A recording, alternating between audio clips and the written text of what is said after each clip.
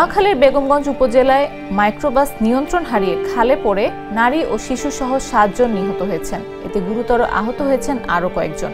হতাহতরা সবাই একই পরিবারের সদস্য বলে জানা গেছে।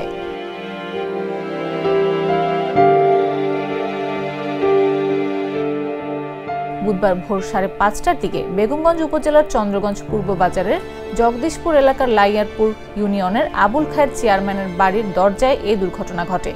নিহতরা সবাই লক্ষ্মীপুর জেলার হাজিরপাড়া ইউনিয়নের চৌপল্লী গ্রামের বাসিন্দা।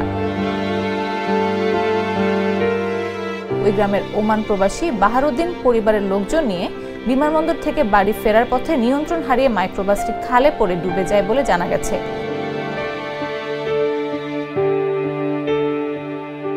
লক্ষ্মীপুরের চন্দ্রগঞ্জ হাইওয়ে থানার ভারপ্রাপ্ত কর্মকর্তা মোবারক হোসেন ভুইয়া বলেন, খবর পেয়ে 3 শিশু ও 4 নারীর মরদেহ উদ্ধার করা হয়েছে।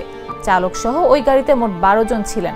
চালক পালিয়ে গেলেও বাকিদের উদ্ধার করে হাসপাতালে পাঠানো হয়েছে। প্রবাসী বাহারুদ্দিন বেঁচে আছেন।